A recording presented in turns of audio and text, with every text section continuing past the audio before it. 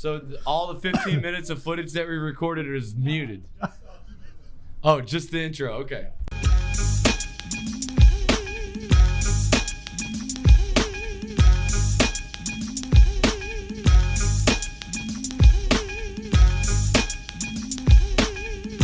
What's up, YouTube? I've got a special episode for you today.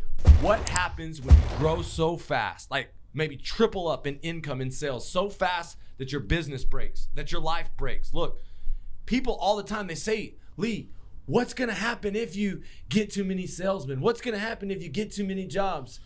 And I'm going to tell you what's going to happen. You're going to fuck it up. But it's okay. If you keep failing forward, then you're going to find the solution.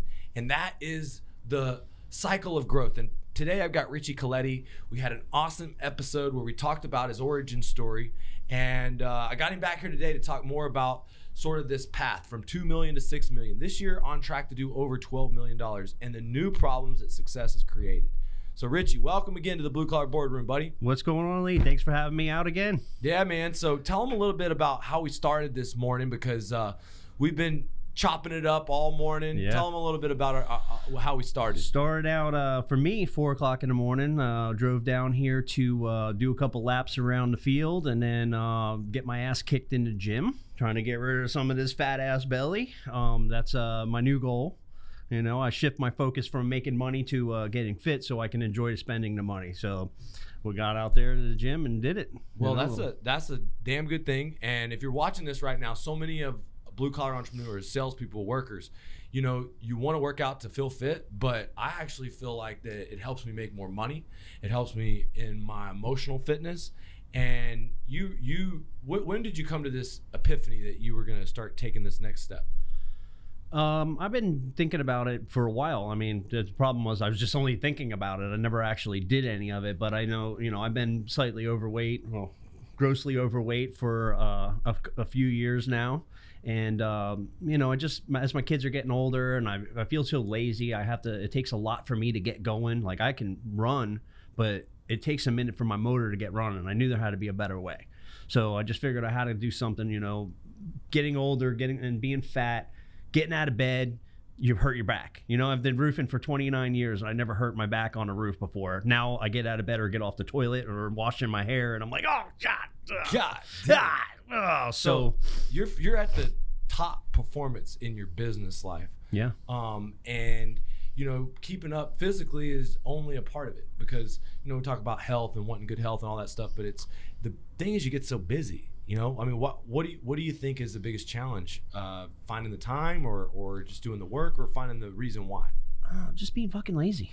I mean, seriously. I mean, it's just getting myself out to go and do it. You know that. You know, I could walk. I could do this. I mean, I could find time. You know, I could take 2 hours less a day scrolling on Facebook and get out there and walk or do something or go to the gym. It's just being lazy and not having any, you know, really accountability is, well, you know, that's dude, stuff. You're an ideal student, but anyone watching this, I just want you to know, no matter who is out there trying to guide you or coach you, the answers to your life lie within you. And I believe it's not just more skills or information that you need, but actually if you develop strength, if you develop energy, that the universe intelligence, that the all-knowing, all-creating God that lives inside of all of us will kind of like just come up with ideas and opportunities for yourself naturally. And so, you know, the goal is, you know, whenever I was kind of like going into 2020, I can remember how I felt. And I felt like my capacity, I had exceeded it. Like I grew my company. This is the first time I went from like $20 million to like $40 million in sales. And I had all kinds of leadership problems. I had people thinking that I was getting rich. I had all kinds of different, at that time, someone had gone public, was trying to turn over information to get me shut down by the state and get some kind of investigation.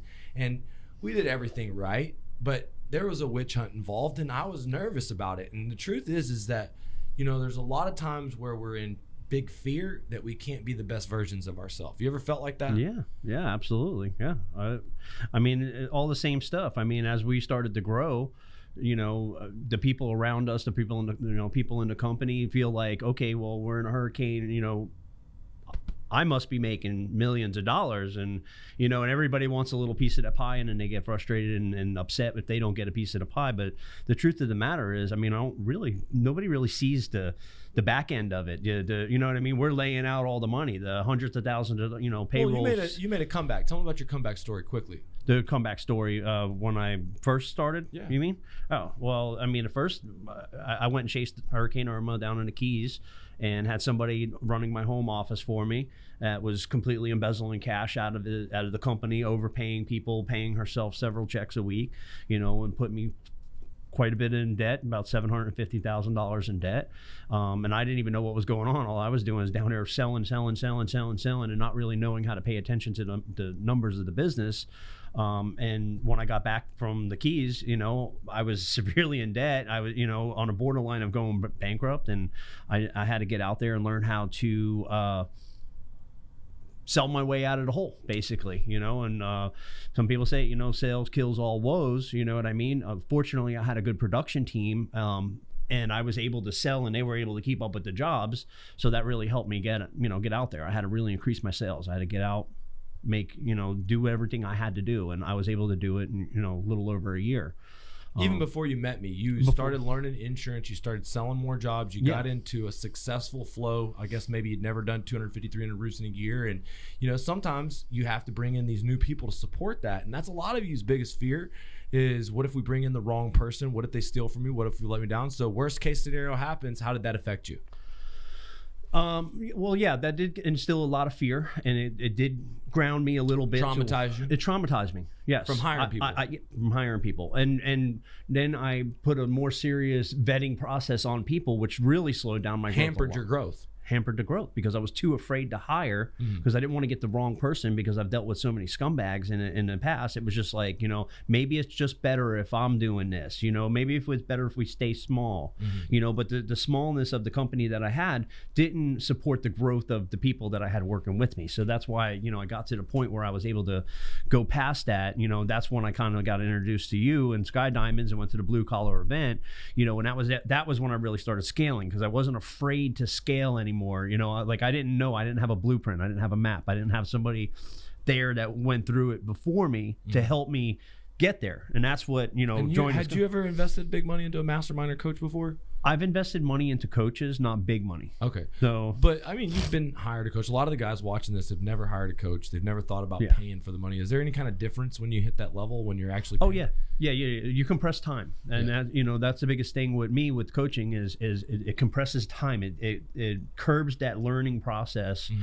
So I invest in, I have several different leadership coaches. I have business coaches. I got you, and what happens, these people went through this stuff before me, so it's easier now, and I'd rather learn from your mistakes and then eliminate the growth process, the long period of trying to figure shit out on my own, and it did help. It helps, and I still have 3 or 4 coaches. And the good thing is you have this mission to give back. You have this, you're constantly coaching in your own. You were doing a coaching call for your own company. Yeah, I jumped in there and pumped one of the guys up about closing more deals. But you have bigger ambitions. What are those? Well, the bigger ambitions is now that, I've been from the bottom of the pits to, I'm not going to say I'm super successful or anything, but I'm, the business is successful enough. I want to help other people learn and grow and help them scale their businesses too. So that's, part of my passion. Like, I'm not even on a chasing money mission anymore. It's like, now it's more of how many people can I help? And that's kind of where I get. Even my own team, I figure out their goals when they come to work with me. What are your financial goals? And sometimes they'll set a bar that's, I just want to make $1,200 a week or $1,500 a week. I try to encourage them to set their goals at $2,500 a week, and then my goal is to figure out how the hell to make you. Well, let's just take my coach, Jamie, and basically he's an awesome guy, and he works in the for the county. And we were on the track the other day. He's like, dude, we were just sitting there back and forth talking about how in society, like the people that are working for, hourly wage on a small amount, even like at $25 an hour after taxes are taken out, that's like what, $750 a week? Yeah. And at $25 an hour is a pretty good wage. But at $750 a week after taxes, what kind of life can you afford? Hardly anything now. You have to have roommates. It's not fair. Life's not fair. And my man Jamie, like, he is spending time with me. So when you spend time with me, you can't help but be influenced. Yeah. And so basically, you know, I have a private coaching program. I don't just pay him as my coach. I was telling you, I pay my boxing coach $500 a month. I pay Cosmo, my kickboxing coach, for privates and for the lessons there at Evolution, probably $500 a month. Jamie's $500 a month. My food is a lot of money. My health system and supplements. I think the meals are $11 a meal, and there's about, I don't know, 2 meals a day. So, you know, I don't know what that costs, about $500 a month. The supplements are about $500 a month. But I'm feeling the best I've ever felt. My capacity for power is the highest it's ever been, and I'm elongating my life. There was something I saw today about setting a goal. How long do you want to live? Do you have a goal? Well, obviously, as long as I want. That's right. As long as I can. But I never thought about it specifically. Like for me, you know, I don't smoke cigarettes. I quit smoking cigarettes, but I smoke other things. Safety meeting. The truth is like, you know, eliminating any type of things that could possibly cause lung cancers or things like that for me is something that would let me hit my goal. I think a lot of people are living to the age of 100 years old. You know, my grandpa, he's 85, he's in good spirits. And, you know, every single time that he talks about how that the recliner is the thing killing more people than anybody else. Absolutely. And it's just, if you don't move it, you lose it. And do you feel like sitting down is the new smoking? I think so. Here we are sitting down. I know. And talk about how sitting down in the truck. Yeah. Like, all day long driving around. I mean, how much time do you have for yourself to do something? And it just turns into a little bit of a trap.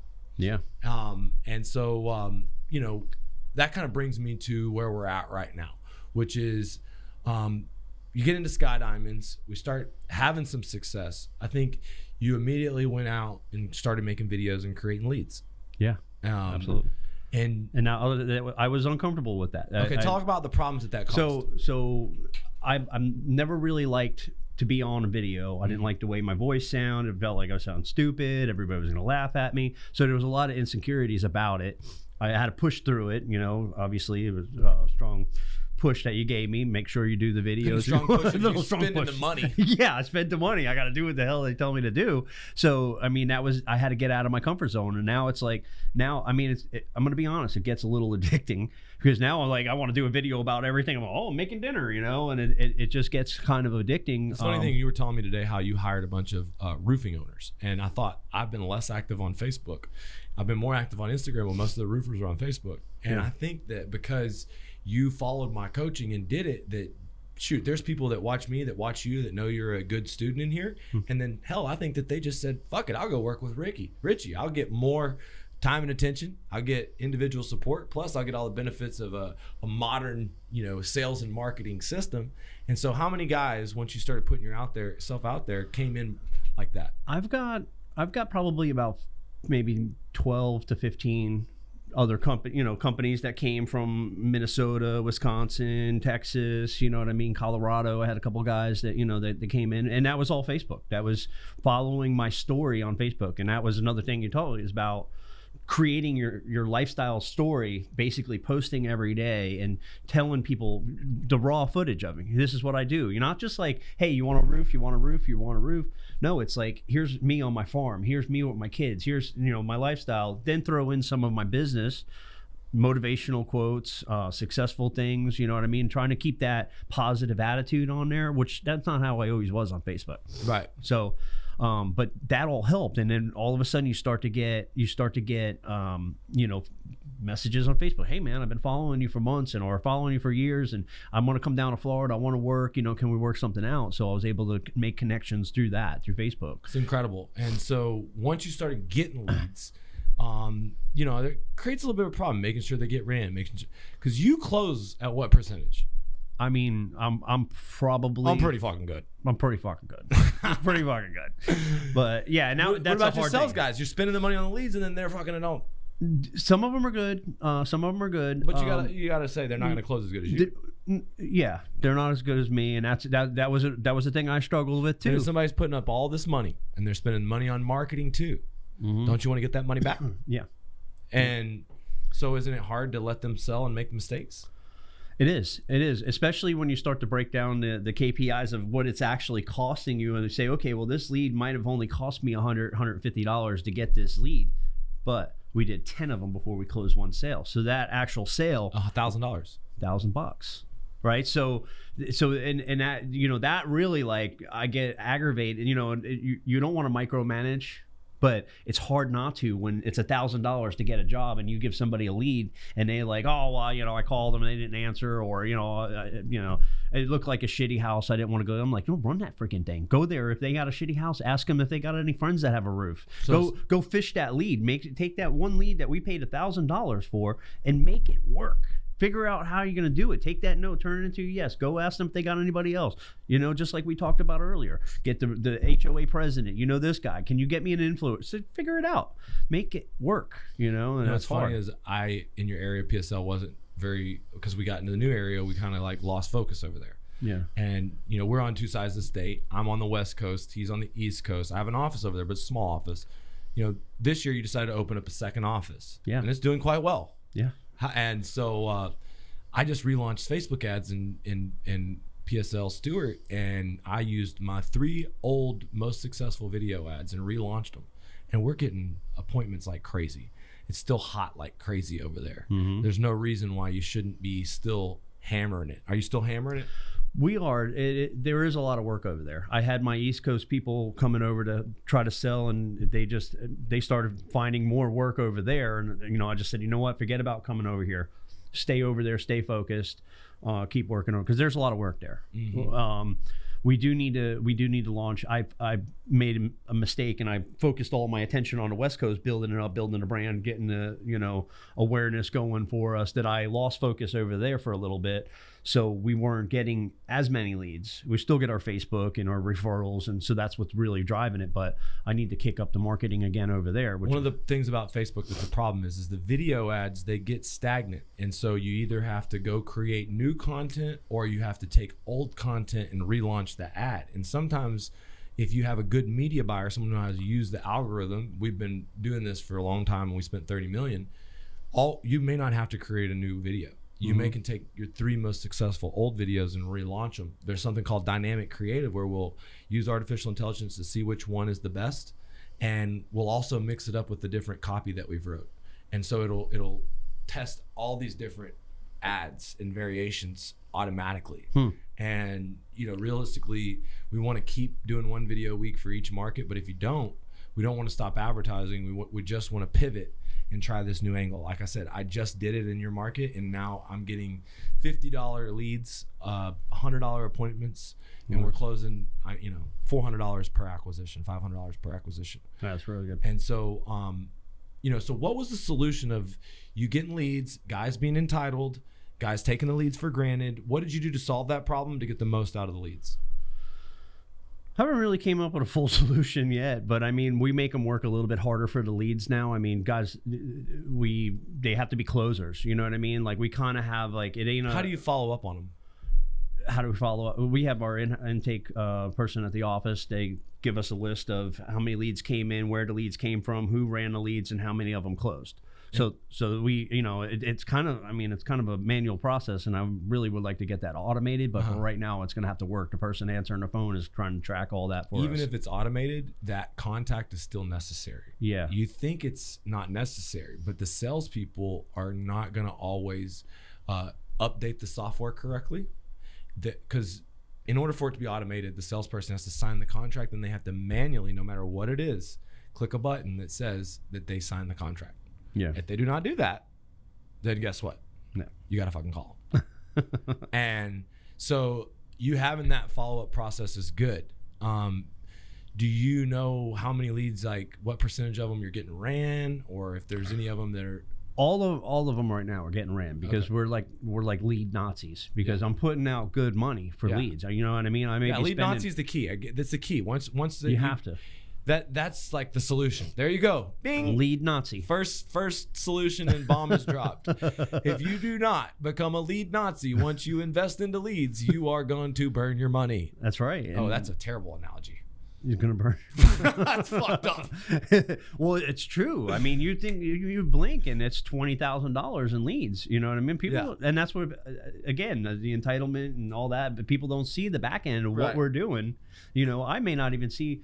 You know, luckily I make enough money to support myself on the East Coast office, but I may not see any money from this office over here for a year, 2 years before I really start to, because I'm reinvesting everything into it. The expenses, the everything, the branding. I have to spend more money on branding. You got to buy more leads, to be honest with you, and you got to close them more. Because I heard your guy today talking about closing percentage. So basically, for me, like there was a big rush. We got 1,000 jobs. We built the 1,000 jobs, but now my company can build over 100 a week.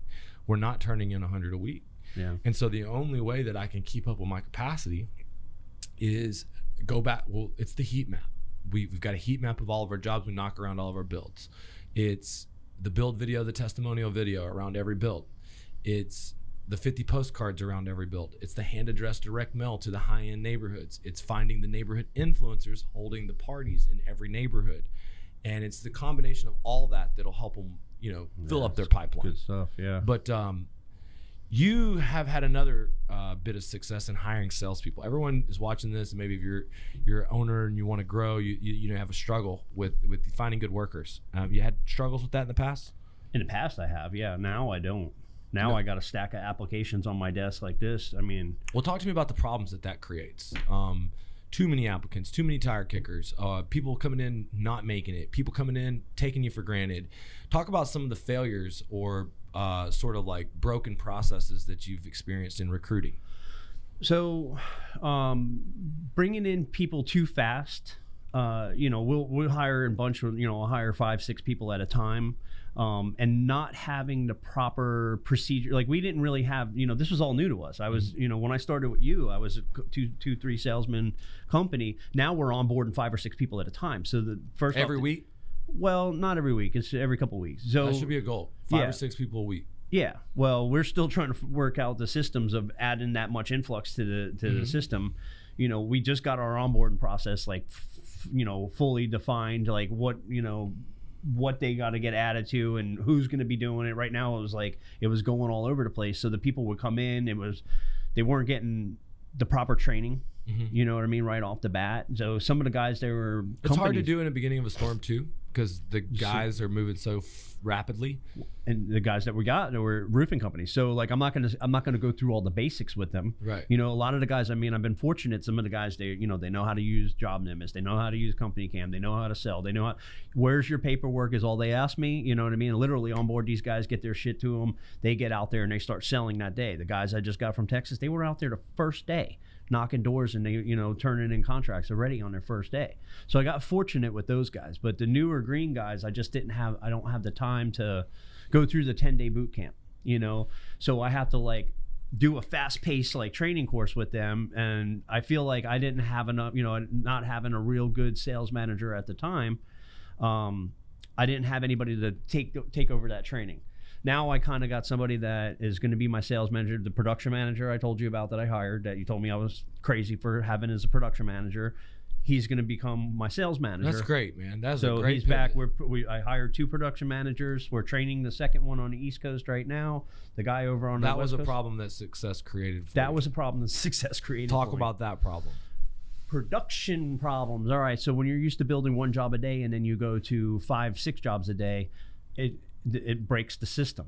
It breaks the system. What part of the system broke? Well, getting the right materials on the right jobs and putting you know, we do a lot of metal work, so getting the metal cut list in on time, so you're not tearing off a roof. I want to tear off a roof and I want to put it back. That's how I'm used to doing it on the East Coast. You ever noticed the problems with the gutters and soffit and fascia? You know, the gutters and soffit and fascia is the most annoying part of the fucking storm. annoying, oh dude. my God, I hate it. Well, the sales reps don't ever do proper takeoffs. And it's not even, it just can't get those I guys never get did busy. it as a salesman either, dude. I was just like, white, 2 downspouts, like giving up the. And that lies a problem too. Like, you know, now we're going through the basics of training, like pay per trade. Yeah. Like things that, like, you know, that. Oh my God, that's the biggest thing that people need to know that in this storm. People need to know. I was gonna do a skit. I was writing down like shit that basically is just funny shit that happens that we need a skit about. Yeah. And I started writing down. I wrote down like salesman getting dragged by a bossy Karen. Like, and what's the number one excuse a bossy Karen, male or woman, says to you to not pay? You didn't finish that one piece of soffit. Fucking gutter. The gutter. That downspout's not right. Yeah. The damn screws don't go around the bottom of my downspout. So I'm going to hold your $25,000. Now, if you don't get on your knees and beg for it, then I'm never going to pay you. And as a matter of fact, as soon as you fix that, I'm going to come up with some more shit. That's right. Huh? And you got to learn how to put them in their place with that. And that's where paper trade and 10% retainage are two things that I've added to my contract, And which we've had them. Statement of completion, the third step. So this is one thing my dad had to beat me over the head with because I was just an idiot and I had to get drugged through the mud by Karens over and over again. But basically, it's a principle that if you're at that job site, and our quality control guys are there, our sales people are there, but the roofers don't get paid till this is signed. And what it is a piece of paper that says everything is complete with exception to. So if they fuck up the gutters, if the soffit's not done, then what this says on the invoice is they have the right to hold 10% or the amount of the trades that aren't done. So it's required. This is not just to like basically say we're done, we're signing off, this work is done right. What it is to get them to agree that they need to pay for the work that is done and that they sign that says, hey, I cannot hold the roof because the gutters aren't done. I can't hold the roof money because the soffit's not done. If the roof has a problem, I can hold 10% until you get paid, like you said, 10%. But if you leave there and you don't get that signed, you fix that gutter, next thing they're pointing at the hip and ridge. Next thing they're pointing at the fucking drip edge. Next thing they're just going from one thing to another just to drag you. Drag you. Have you ever had any do that to you? Yeah. Huh? Yeah, all the time. I mean, all the time. So you know how to handle those guys, but sometimes our salespeople don't. They don't. And do you have any guys new to the business that are getting drug out there a little bit? Yeah. I mean, there's a lot of guys that are getting drug out there. I mean, you know, they were like, oh, you know, when can we get a soffit guy out here? You know, there's 3 pieces of soffit that's holding up the, you know, $25,000 check. You know, and it's like there's 2 things that does too. One, it demotivates them from selling. Mm-hmm. And 2, it gets them focused on the back end, which gets them focused on not selling. And then they don't get their commission because they don't cap out the job. And what does that do? It demotivates them.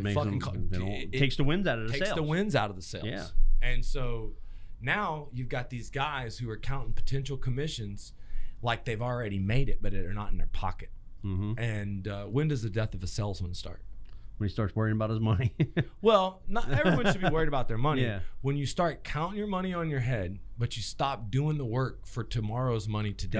Gotcha. The death of a salesman starts when you stop prospecting and putting in new deals. Like you said, you got to get to 3 or 4 kitchen tables a day. What'd you say today about your contingency and your door knocking while we were working out? Oh, when somebody asked me how many doors a day I knock, I said I knock until I get 3 deals. Yeah. I don't count the doors. I just go, you know, and that's a struggle that we're going through because we're starting to do the Ricky Southers method where we hire canvassers to go out and, you know, and it's like, how are we going to track that they're doing at least 40 doors a day? And it's, you know, all these different programs. Like, you know, they should just not stop until they get 3 deals or 3 inspections scheduled. Right. I mean, that should be their goal. Well, because you believe that that is life to you. That is future. That is a full pipeline. And every day that you don't do that as a sales rep, you're not kind to your future self. You're not really and what happens is when a salesman is in idle and he's not like moving forward towards his goal, what happens in his head?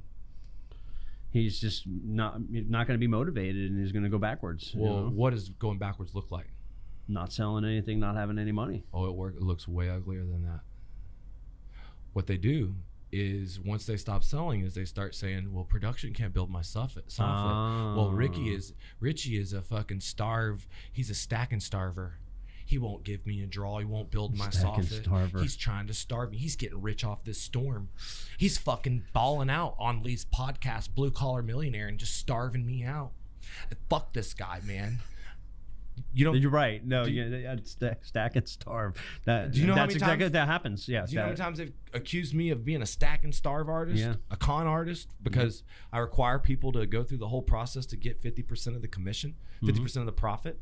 And so, you know, the bottom line is like, dude, I wrote this on a Facebook post and a lot of people got pissed. Okay. And it said, people that are always catching a bad break. If you're always catching a bad break and you're complaining about it, you're the fucking worst person in my life. Save your shit for somebody else. Dude, complaining about it is only going to create more of the same thing. And more importantly, if you can't take ownership of the part you played, the reality is it's already past. You can't cry over spilled milk. You can only learn from fucking what happened. And now I'm saying there's a lot of people, unfortunate circumstances. Fucked up shit's happened to you in life. And I don't really want to say I've been very lucky and blessed, and I've had a lot of bad shit. I've had a lot of failure, but I've had a lot of good fortune as well. I can tell you though, no matter how much bad fortune, I know there's people that have used that for good, use that as a story, use that as drive, use it as a reason to be better, to be different. And it's those people that really get these insane results. And it's the people that always complain, that are always blaming other people for their problems and are constantly catching bad breaks. I eliminate those people from my life and my company. I do too. Have you had any of those people come through? Oh yeah. Have you had to fire anybody? Oh yeah. Absolutely. And so that's tough, right? You all you're trying to do is get more guys. Have you had to let anybody go that could sell? Yeah. Oh yeah. Oh no. What was the scenario there? Break down that kind of problem. Why did you fire a good salesman? Because he was a sloppy drunk.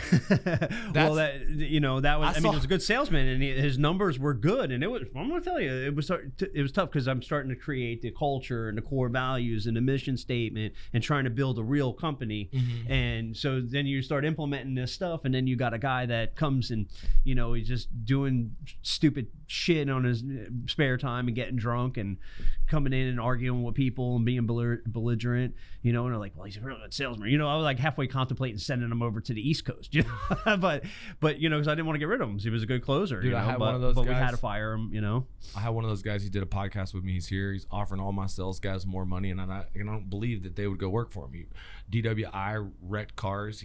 Cars got burnt up because he got into arguments. He threatened to fight homeowners, salespeople. Inside of the group chat, he'd get drunk and basically just go belligerent inside the group chat, talking shit to somebody. And this guy's favorite thing to do once he got drunk was to talk shit. And he'll still do it. And that's why he's blocked in all areas. And he'll probably watch this because he's still obsessed with everything that goes on. Offering my people 70%. And to every single person that's gone with him, when you're done over there, we will take you back.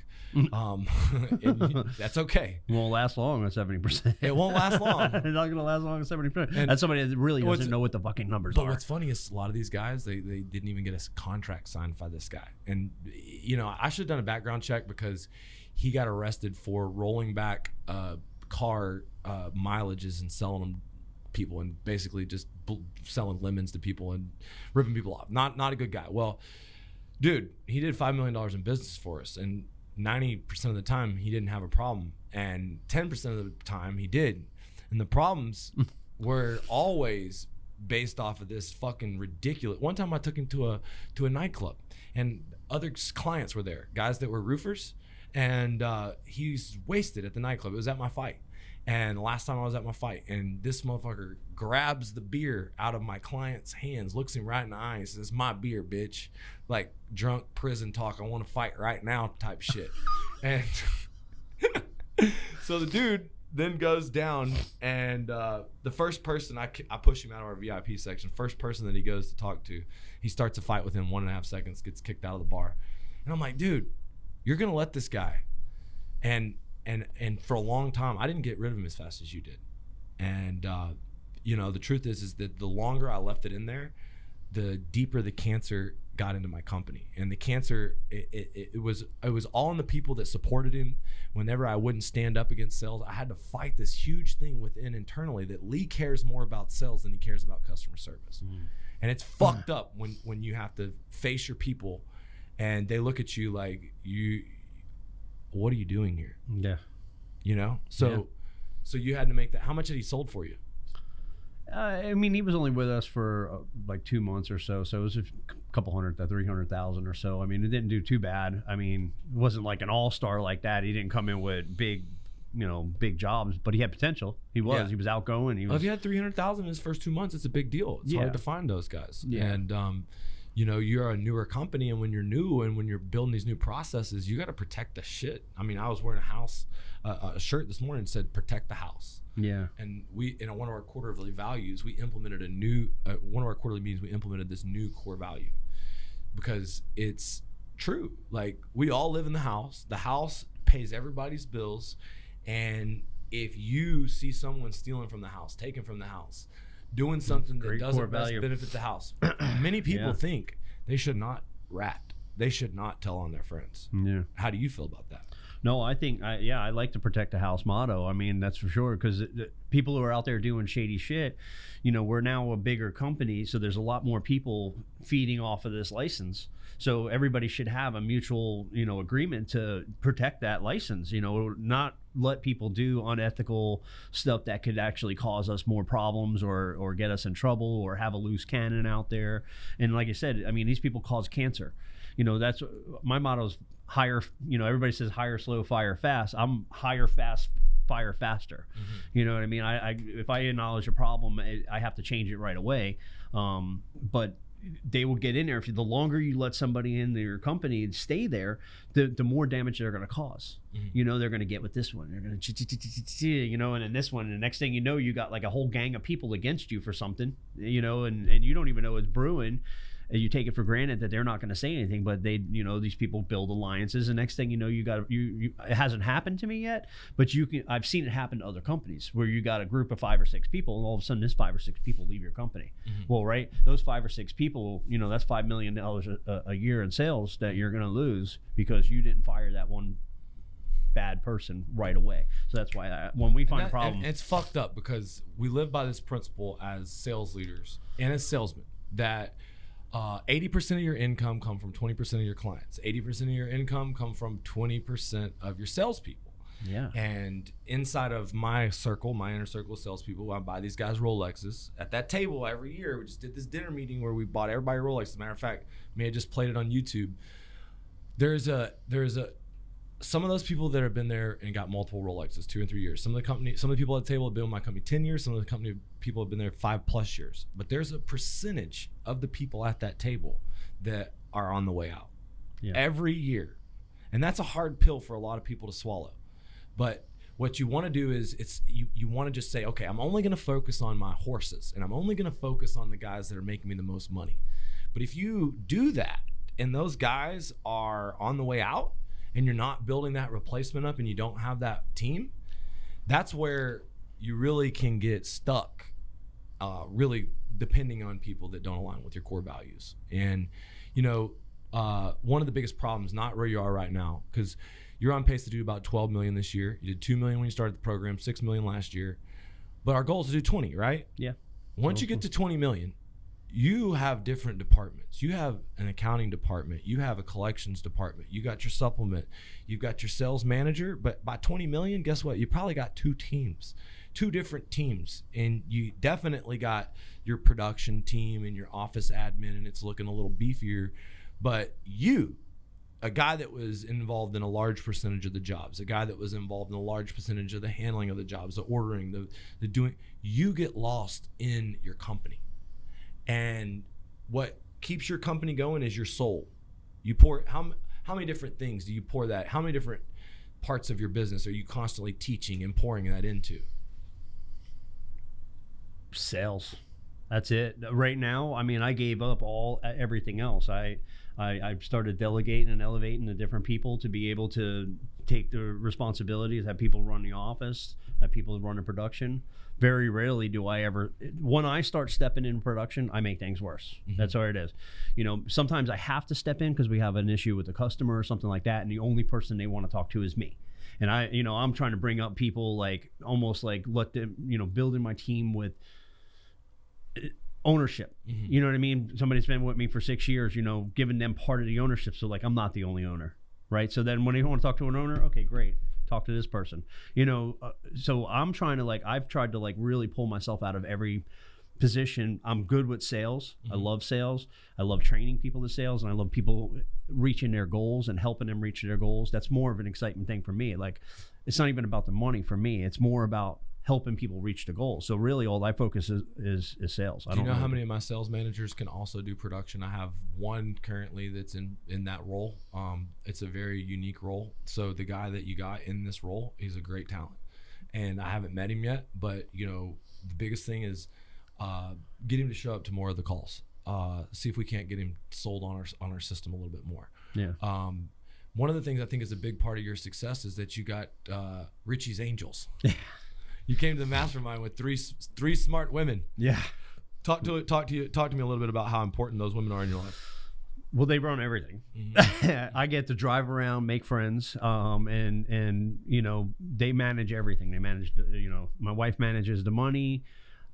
Katie manages pretty much both offices. She helps me create the revenue. She makes sure that, you know, she really helps me focus on driving the revenue to the company. She helps me deal with the sales rep, make sure the estimates are getting done, make sure the pricing is updated all the time. Like, she's basically like me in a girl version, and like if somebody can't get a hold of me, they can always get a hold of Katie, and she can solve any problems pretty much that comes up. She's been with me for 6 or 7 years.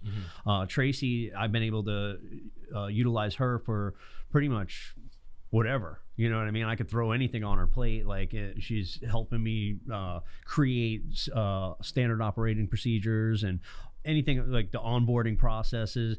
So what Tracy's good, she's building these systems so that we can delegate those systems out to somebody else. Nice. So we're trying to like get everybody's jobs to find what, you know, like I told Tracy the other day, I was like, I actually give her like 3 or 4 things a day to do.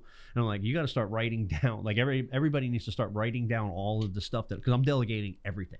Like, I've gotten to a point where I would only be able to do everything myself to pretty much delegating everything out.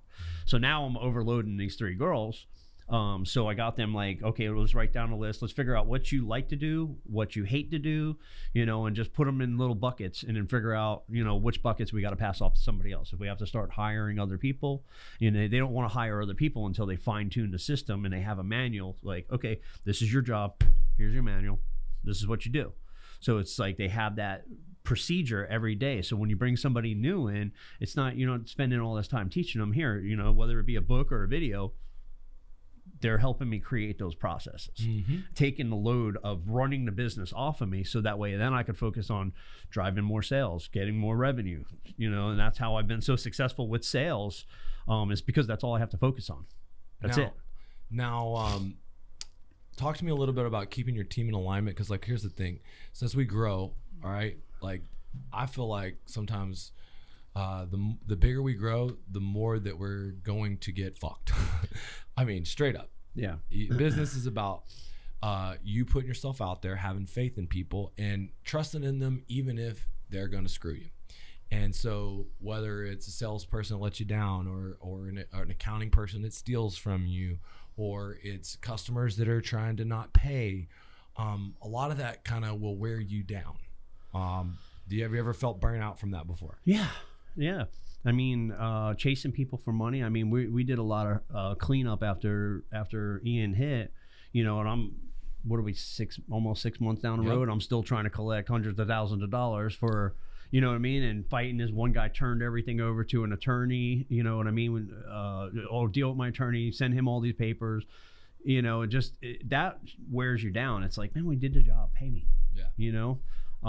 You don't want, we can lean the properties and all that other stuff, but it's a pain in the ass. And then at the end of the day, you know, it costs the money. So now we're taking a fraction of the money.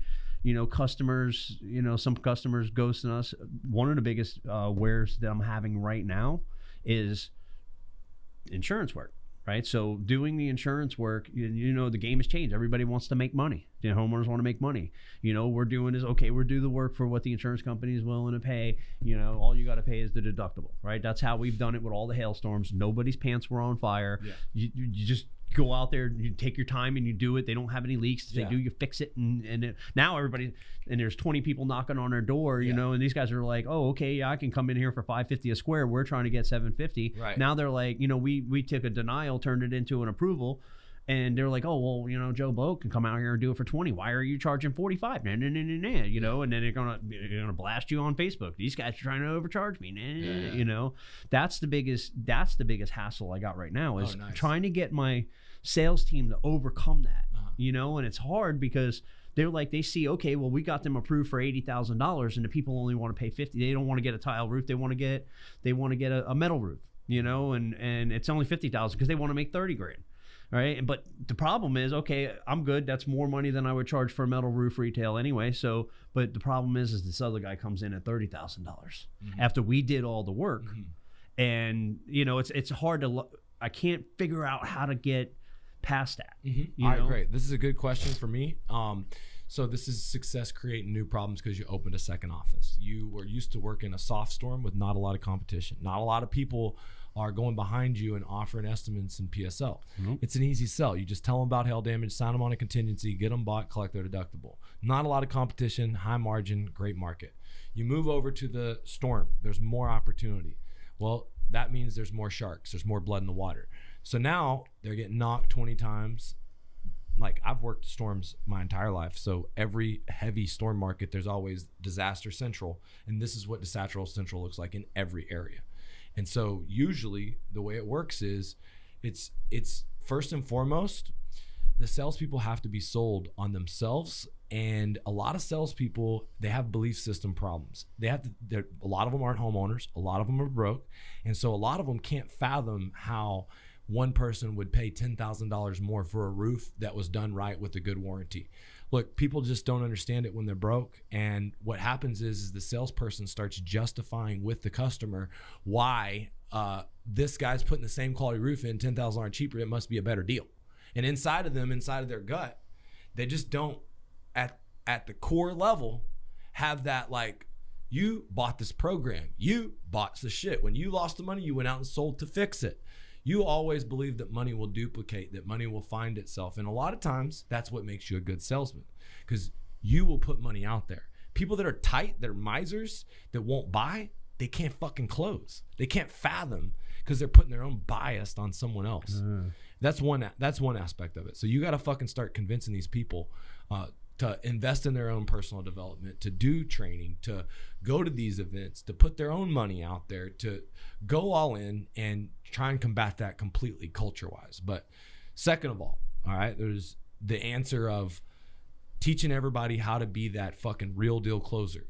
And the real deal closer uses the price value guarantee. Look, over here at Leak Busters, we got a price value guarantee. Let me get a copy of your insurance paperwork. I don't care how many people have quoted you. No one can beat our value guaranteed. Stone cold killer, look them in the face. Quality of warranty, quality of workmanship, quality of material. No one can beat our price value guaranteed. This guy's $10,000 cheaper. I understand completely, sir, but it's not the same roof system. I guarantee it. It's not apples to apples. It's not oranges to oranges. And if you let me see their bid, I can show you why.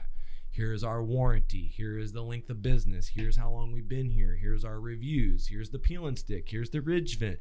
Here's the OC duration with nailing strip that will warranty you for over 220 miles an hour, backed by a company that's legit, versus somebody who just came into the market with little to no actual anything for you to check out on the internet, who doesn't have any local referrals in the neighborhood, who's cheaper than all four roofers, which means in a time of storm, he doesn't have work. Why is he out here giving away jobs? What's the fucking problem here?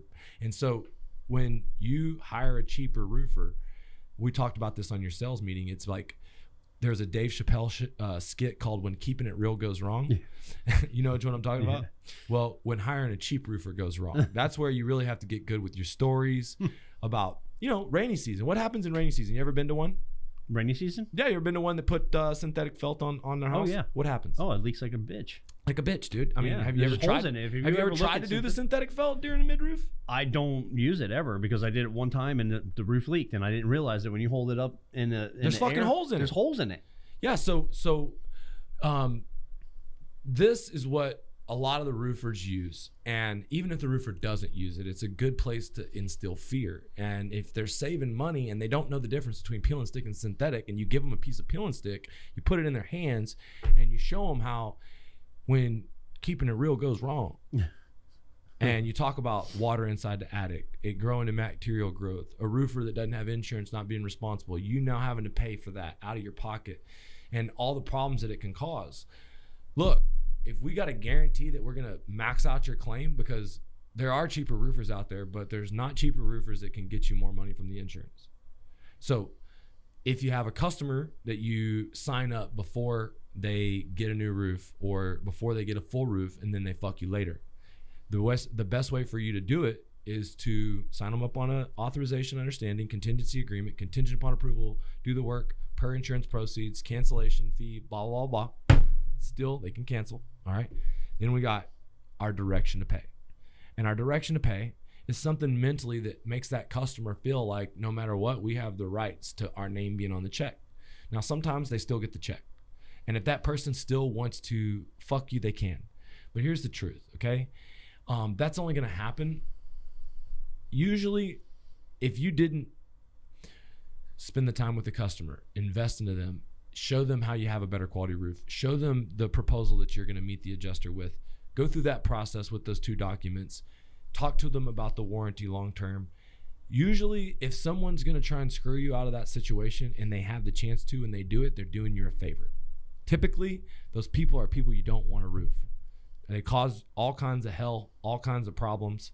And you do have to increase your closing percentage. So you got to get good at role playing, how to show them how to maximize the claim, get a copy of the insurance, give them a roof only price, maybe even letting them keep the insurance money, roll them into financing and offering something that no one else offers. One of the things that we do in Cape Coral when there's 20 people knocking on the door and they said they already have a roofer, we tell them, who showed you how to get 30% back on your claim? No one showed you how this relates to the Inflation Reduction Act. I can't believe that you haven't seen what this could do for you. Look, let us just go ahead and show you how we do it. And then we roll them into a roof solar combo, give them a 30% back on both. It gives us a little different variation from the last guy. We can even sign somebody up that may have already signed a contingency with someone else. Yeah. And so these are all things that'll help you win more in, and it comes down to like how you execute step 4 and step 5 of the 5 eyes of the blue collar close, which is instill certainty in you, your company, and your process, and ask for the ink at least 6 times. And I feel like teaching the 5 eyes of the blue collar close and focusing on role playing on steps 4 and 5 is where you need to be right now. Yeah. And that's where I am with my team. It's where the storm is at. You know, I look at the amount of leads that we've created, and I have a lower closing rate because it's a higher competitive market than Irma was. Yeah. And so it comes down to, this is your forte. You got to get what's out of here in there. And you got to force them to train in the university with me. You got to force them to show up to the sales meetings. You got to make sure that they're being held accountable to a daily scoreboard. And the other thing is, bro, you need to be driving territories. You need to be guiding your team and having your sales manager guide team to areas outside of the kill zone. The kill zone is good for people who are already established, who built word of mouth referral. It's good if you go get a lead in the kill zone, close it, and build some momentum on the street by knocking the neighbors. It's great if you have a badass at door-to-door that can go in there and be the 21st knocker on the door and fucking close it. But if you got a new guy who's soft on the doors, who's not as good at closing, you take him to fucking Venice. You take him to Sarasota. You take him to the edge of Inglewood. You take him to the outskirts east side of Fort Myers. You take him outside of where everybody else is at. You go to the path of least resistance. You've worked the program. What kind of damage are you getting bought on the East Coast? Pretty much everything we see over there. Yeah, I mean, pretty much bullshit. Yeah. Fucking whatever. Hail. Yeah. Hail. Well, either way, bro. There's wind, there's legitimate damage. They all get bought, 80%. Yeah. You're not working the outskirts of the storm enough. And because your team doesn't have someone... You're going right to the heartbeat of the storm. You're just going to the heartbeat of the storm where everybody else like is. a fucking mosquito into a fucking light. Zip, zip, zip, zip. I make the analogy that it's right. I make an analogy, it's like a hunting path. You got all these, like all the homes, you know, we're trying to be of service and help these people, but let's not make an analogy about killing them, but we'll call it deer. We're outside in the wilderness, we're in the Serengeti, and there's all these deer, okay?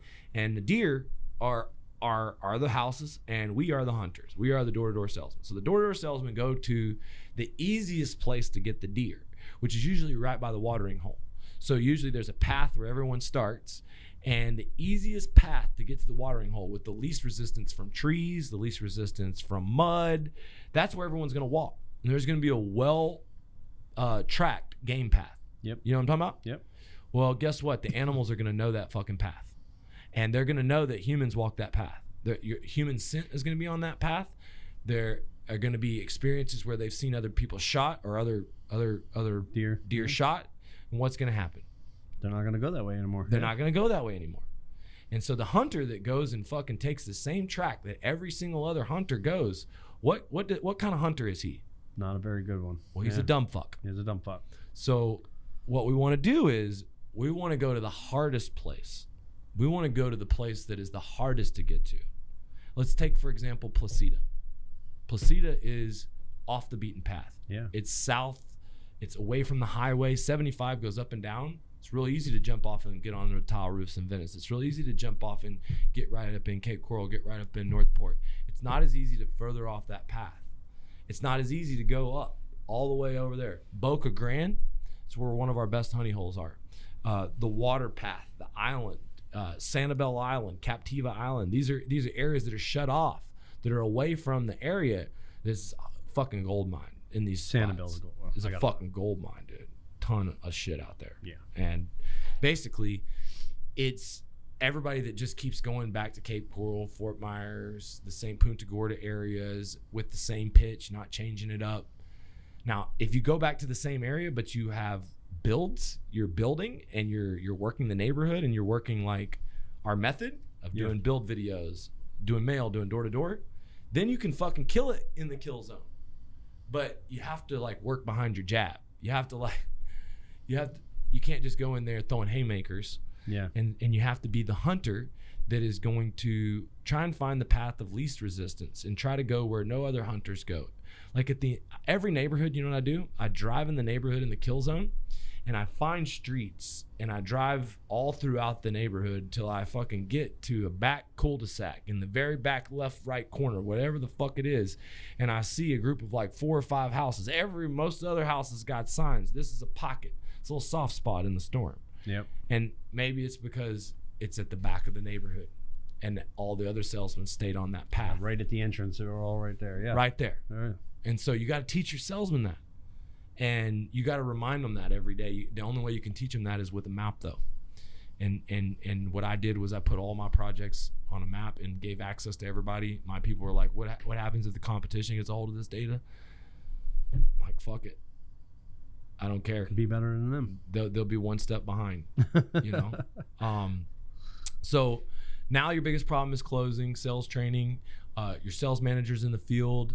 What do you think your biggest problem moving forward is going to be?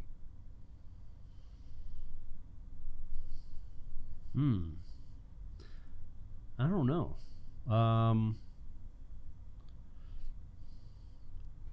Really, I don't really know. I mean, it seems like everything, you know, I'm able to adjust the sales at everything that comes up, you know what I mean? And it's the problems that I got, they're easier to solve. I guess I'm getting better at solving problems, I guess you'd say. I mean, if we start bringing on five or six sales reps a week, then production could definitely get out of hand a lot easier, quick. You know, and I think you can build it. I think you got plenty of roofers. It's not production's not going to be an issue. Maybe organization during production. But I do think that it's this marathon sprint of a hardcore door-to-door heartbeat, and the fact that we get lulled to sleep by the amount of work and the volume of opportunity. We're like, oh God, this ain't going nowhere. We're getting rich, blah, blah, blah, blah, blah. And our salespeople get lulled into that complacency because they see all this opportunity. And you just have to push them by pushing yourself. The harder you are on yourself, the harder you can be on your people. And remember, requiring them to train with me is important, but it's the contact of the sales manager and you investing and recognizing them and lifting them up, and then also kind of like going head to head at the people that aren't producing and removing those guys from the group. That's just going to strengthen your group. But inside of this episode, we've covered closing, door-to-door heartbeat, production, accounting. We've covered fitness and being capacity for power. Fitness is one part of it. Eating right is another part of it. When you're traveling on the road, saying sitting is the new smoking. I mean, when you're traveling as much as we are, it's hard to not eat out all the time. Yeah.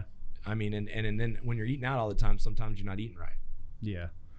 Well, I mean, I try to You're try pretty not good. to go to McDonald's. I don't really mess with fast food or gas station food. I intermittent fast a lot, so like I don't normally eat breakfast, and sometimes I'll get busy through lunch and I won't even eat lunch, and then sometimes I won't eat until it's time for dinner, and then I just go eat something good. Nice. So Nice. But, well, I mean, the main thing is, like you said, you've been doing pretty good, and you're just trying to get that last little, like, what on your journey, what were you talking about today? You were just like, your doctor said your levels were good, you're in good spirits, you're good health. Well, it's funny. So you recommended me to get on a 10X Health, and so I went through the whole process, did the gene test, the blood test, and went and did that. And the doctor was reading off my, I call it reading my fortune, because that's what it sounded like. He's telling me my lifestyle from my blood work, which is kind of blowing me away. Like, oh, you do this, and this is your habits, and so it blew me away. But he said, look, all your levels are great. He said, you're just the wrong shape. And I'm wrong shape. You're not out of shape. You're just the wrong shape. And I was cracking my ass up, because I was like, what? He said, you got visceral fat around your organs, and that's what you really, it doesn't matter what you do, you're not gonna, you might be able to lose 1 pound of that a month for, it's gonna take you forever. So having to get on a certain regimen of supplements and stuff like that to be able to burn that stuff, plus working out. Like, and he said, hey, I'm not going to put you on this stuff if you're not willing to go all the way. And you hit me up. You're like, dude, where the fuck are you working out this morning? Are you working out? I'm coming. And then you made a commitment. Yeah. You're going to come at Tuesdays and Thursdays. Yeah. Send the guy the money. I'm like, now I have to go because I already paid him. See, now you're starting to understand this thing. And, I think it's awesome, dude. Oh, let me stop that real quick, because that's not the same as getting a gym membership. It's not. Because I've had a gym membership for 3 years and hasn't used it, because the gym doesn't call me up and say, hey, where you at? Yeah. They don't care. As long as my money gets put in their account, They don't care. This guy's going to call me up. Jamie's going to be like, hey, man, where you at? Where you at? Come on, let's go. It's also gonna be like hitting you up about, like, whenever I was trying to gain weight. Did you drink the shake yet? Did you go get the weight gainer yet? And this shake was so full of you got to have calories. accountability. I think that's the most important thing. Even if you're a coach or you're getting coached, you got coaches. Everybody, you know what I mean. You have to have somebody to hold you accountable for stuff. Just like the sale. Did you do the video yet? Did you do that? I couldn't complain to you about not getting any leads if I didn't do the videos. So you know what I mean? There's like the accountability that you get from a coach is big and super, and it's real important. The only problem you got is not enough people know how awesome you are, bro. And you're solving that right now. Doing this content. This is a second podcast. You've been on the social media. Continue to document your journey. Continue to have your salespeople tell your story. Continue to spend money in advertisement. Like, your capacity for power and getting in good physical, mental, and spiritual energy is really the only thing that's going to determine, like, how fast you get there, because you're following all the steps. You're doing everything right. And, one thing I like about what you're doing, and I want to, like, really do a better job with you, is look at the benchmarks of profitability along the way. Look at the benchmarks of where we are actually making money, and getting a meeting with you and your Richie's Angels team on the financials, on the hard stuff, so that at the end of this year, doesn't matter if we sell 12 million or 20 million, that you make 10 to 20%. And like I said, the goal would be like 20 million, 15% would be awesome. And that'd be great. What we're trying to do, big picture, we talked about the mastermind off the chain. You were in the interview here on the mastermind. In case y'all saw the interview, Richie was there. What'd you think about the mastermind? That was great. What'd you think about the part, we do our weekly coaching call, but what do you think about the part? You've been at a big event, us just getting together, being in a house, and the environment was different. It was a more intimate crowd. Everybody was working. What I thought was great was all the business owners were there together, and everybody was working together to talk about our problems, our wins, and figure out solutions for each other's stuff, which was really good. You get that, not only taking it from your perspective, but taking it from other people's perspectives, and then be able to offer. Everybody was in a different phase there.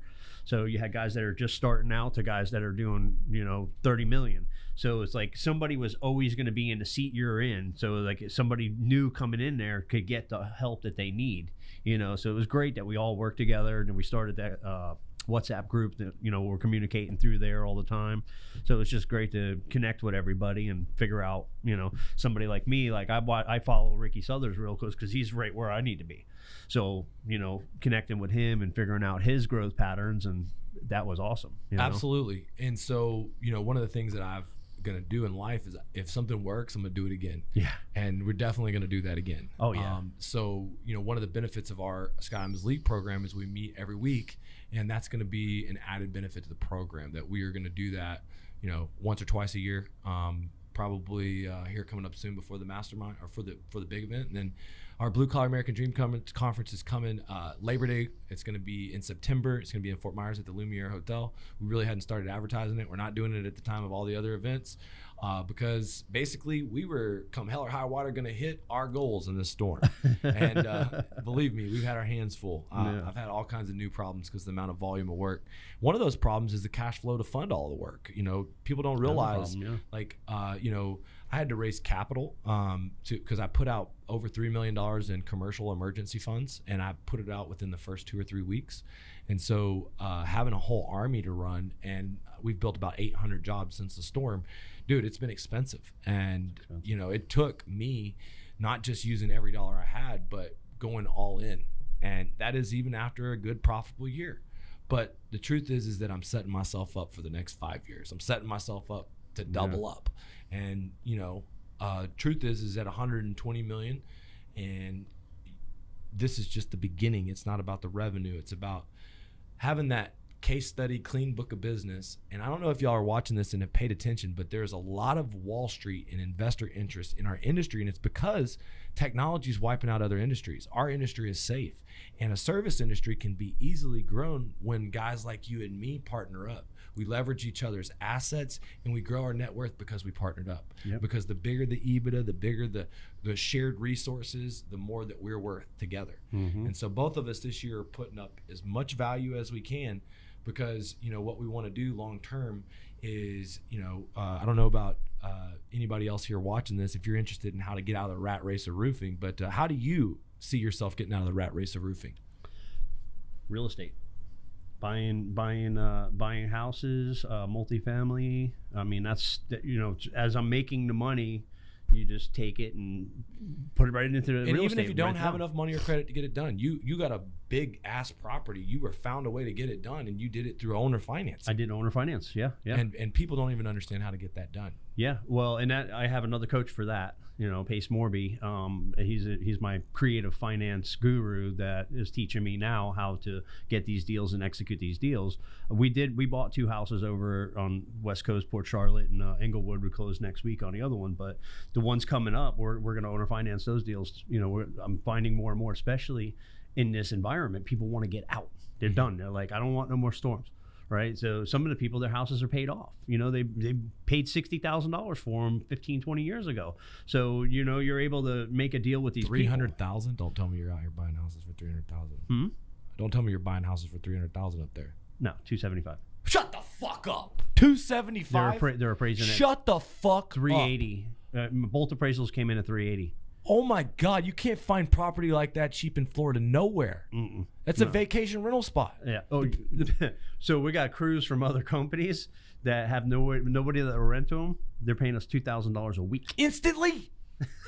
Money like that. God dang. So we were staying in a house. I'm like, I'll sleep in the office for $2,000 a week. No shit. So now, now like in the Keys, I can't, it's hard to rent it to your people, right. Be like, hey, give me that. But we have other roofing companies that are looking for rent, right. Like, hey, I got you. Don't worry about it. So, the way it works out. You should hit up our RCA. We got a lot of fucking people living in RVs, dude. Yeah. No, man. Putting my money into multifamily and Florida real estate has been the biggest change to my net worth. Honestly, roofing's been great, but it's like almost doubled through my real estate ventures. And, everything that I'm doing long term is to hedge my bet. And a lot of Ed Millett says, be the one for your family, the one that creates generational wealth. And if I'm constantly taking everything and putting it all in, I'm great with it. I'm cool with it. I love it. But to some extent, I want blue collar business owners that build a great business to be able to get out of the rat race and into real estate, and then see the value of their business grow with this huge conglomerate. And, hopefully you could be a part of this vision long term. I know that you're going to be a part of coaching. You've always been a part of coaching in the mastermind. And so, if anybody wants to reach out, how can they get in touch with you for mentorship or find me on Facebook, Richie Coletti, Instagram. It's real Richie Coletti, because there was a fake Richie Coletti that started a profile. So I changed my name to real Richie Coletti. You can always reach out to me, send me a text, 561-801-3950. I'll respond back to you. Just tell me you watched the podcast, you need some help. I'll guide you to the way. Hey guys, this could be you, man. He was like, didn't even know who I was hardly. Like, really? Not I've even seen a couple of your videos like on Facebook. 9-10 months ago. 9-10 months ago? No, not really. I mean, I've seen you pop up on Facebook a few times. Yeah. Just a buddy told you that I was legit. You jumped on it. Yep. But somebody invited me out to the blue collar event, and then that's where, and I was kind of reluctant to go. I don't really know. You know what I mean? I was like, oh, there's goofy bald-headed dude all over Facebook, but I ended up going, and I liked what I heard. And, when I joined the program, and now I see that it works, and this is the deal. More importantly, this is the real buddy, deal. Look, we're going to have you speak at the next Blue Collar American Dream Conference. Tell your story. Get you some publicity. Guys, I share my stage. This could be you. You could be sitting inside of this room. You could be on the stage the Blue Collar Conference. You could be tripling your income. All you got to do is go in the comments, check out tothemooncontractor.com. It's a best little example of my life work that I got. My life's work is helping people like Richie. We've generated hundreds of millions of dollars in results for them and for ourselves. And it's just case studies of how we've done it. Their success stories, just like this one. And if you want what Richie's had, then you need to watch that. tothemooncontractor.com. Check it out. Subscribe for more content. Richie's going to be back. Next time he's going to do 20 million. Dude, it's a great podcast, man. Yeah, cool. You got a gift for this. We'll have you back soon. All right. Awesome. All right, we'll see you. Good deal. Pretty good, man. I think it's better than our last one. I'll be honest with you. Yeah.